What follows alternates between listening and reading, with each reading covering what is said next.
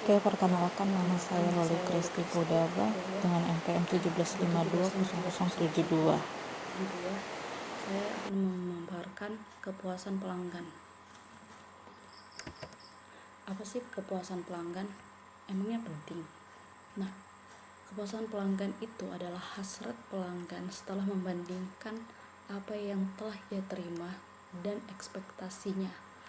Dan jika kepuasan tersebut tidak terpenuhi, maka aspek tersebut tidak akan berjalan dengan lancar. Nah, siapa saja pelanggan saya? Nah, pelanggan saya yaitu adalah 3 tahapan, yaitu pelanggan internal, yaitu dari pabrik kepada agen-agen atau grosir-grosir, dan yang kedua yaitu pelanggan antara. Pelanggan antara yaitu dari agen dan grosir melalui gede-gede atau warung-warung yang kecil, dan pelanggan eksternal yaitu adalah pelanggan tahap akhir yang menggunakan produk tersebut. Apa saja faktor kepuasan pelanggan? Yaitu 1, berdasarkan pengalaman dalam menggunakan produk atau produk-produk sebelumnya. Dan yang kedua yaitu review dari saran-saran teman-teman, yaitu review tentang bagaimana apa yang mereka rasakan tentang produk tersebut. Dan yang ketiga yaitu dari iklan. Nah, bagaimana mereka merasa puas dari iklan, melihat apa yang menjadi kebutuhan dan hasrat dari si pelanggan tersebut. Dan yang keempat yaitu pelayanan. Apa yang menjadi mereka merasa puas yaitu dari ramah dan baiknya cara pelayanan si penjual tersebut. Apa manfaat kepuasan pelanggan? Nah, 1 yaitu loyal perusahaan atau produk kita menjadi bertahan lama, yaitu karena banyaknya pembeli yang terus-menerus memakai produk tersebut, yaitu dengan loyal merek juga semakin banyak dikenal oleh kalangan masyarakat luas. Bagaimana sih proses mengetahui harapan pelanggan? Yaitu 1, berinteraksi langsung dengan pelanggan dengan cara yaitu secara langsung dan memberikan customer service, kotak saran, dan juga berinteraksi melalui media sosial lainnya. Nah, mekanisme memahami kebutuhan pelanggan yaitu proses pembelajaran kebutuhan, keinginan, ekspektasi, dan juga kepuasan pelanggan disebut sebagai mendengarkan suara pelanggan atau listening to the voice of customer.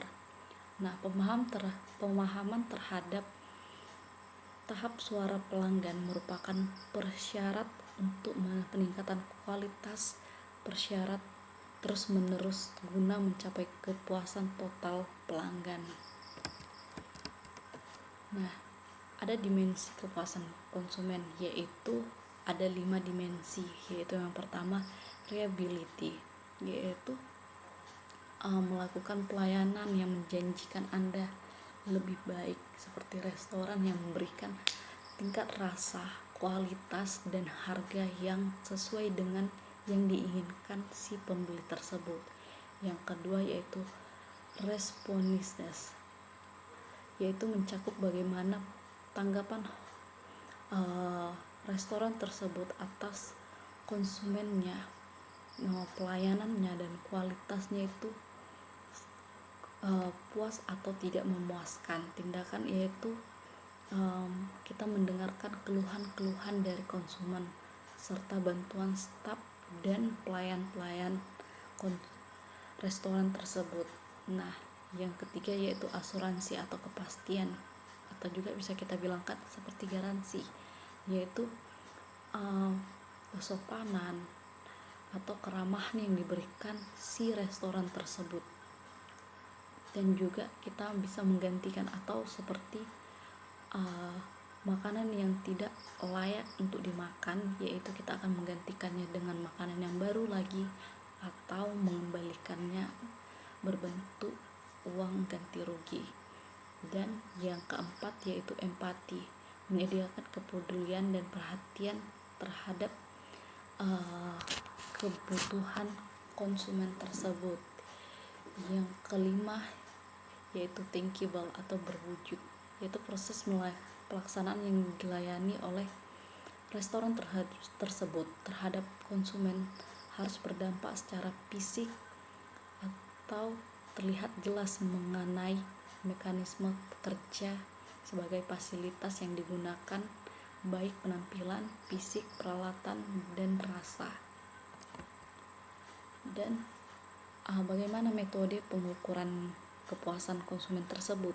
Nah, yaitu dengan mendengarkan keluhan-keluhan dan saran dari si konsumen, yaitu kita membuat customer service tadi, dan kita juga membuat survei secara berkala agar kita juga mengerti apa saja keluhan atau keinginan yang diinginkan dan ekspektasi dari pelanggan tersebut, yaitu seperti ghost shopping, yaitu adalah salah satu cara memperoleh gambaran mengenai kepuasan pelanggan dengan memperkerjakan beberapa orang untuk berperan atau bersikap sebagai pembeli potensial, kemudian melaporkan temuan-temuannya, kekuatan dan kelemahan potensi perusahaan tersebut. Dan yang keempat yaitu lost customer analysis, yaitu perusahaan yang menghubungi pelayanan pelanggan yang telah membeli, yang berhenti membeli, atau yang telah pindah pemasok agar tidak dapat memahami mengapa hal itu terjadi. Nah, bagaimana ada keluhan pelanggan? Nah, bagaimana kita menghadapinya? Nah, kita mengetahui apa yang menjadi keluhan pelanggan dan kita akan merubahkannya, menetapkan langkah-langkah atau inovasi-inovasi terbaru tentang produk kita dan memperbaiki agar produk kita sempurna di mata pelanggan dan juga memuaskan pelanggan kita. Karena di dalam berjualan, yaitu konsumen atau pembeli itu adalah raja. Nah, bagaimana kita menemukan umpan balik? Nah, umpan baliknya itu kita menemukan fokus utama dari mutu dari produk kita, yaitu mengidentifikasi kebutuhan pelanggan, menentukan peluang untuk perbaikan kembali dalam produk kita, juga menentukan ketidakpuasan pelanggan, apa yang menjadi ketidakpuasannya mereka, dan kita mengganti dengan hal yang terbaru agar pelanggan kita itu merasa puas.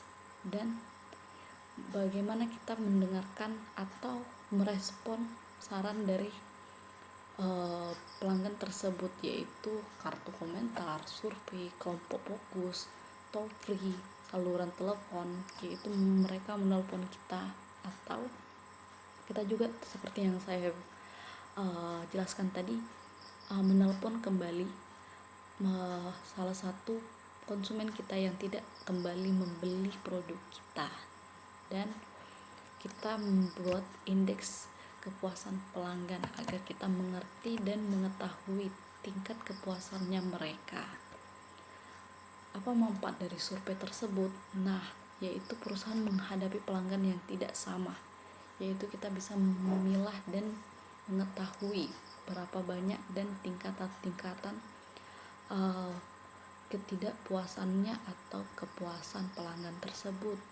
Dan survei ini juga mampu meningkatkan harapan pelanggan agar kita juga mengerti, memperbaiki produk tersebut. Dan perusahaan memiliki satu kesempatan dalam waktu 30 menit untuk menjawab harapan-harapan dari si pelanggan tersebut. Siapa siapa yang perusahaan menanyakan, siapa yang penting, dan siapa yang perusahaan minta. Dan sekian dari presentasi dan atau penjabaran tentang kepuasan pelanggan tersebut. Jika ada kritik dan saran, silakan isikan di kolom komentar di bawah. Terima kasih.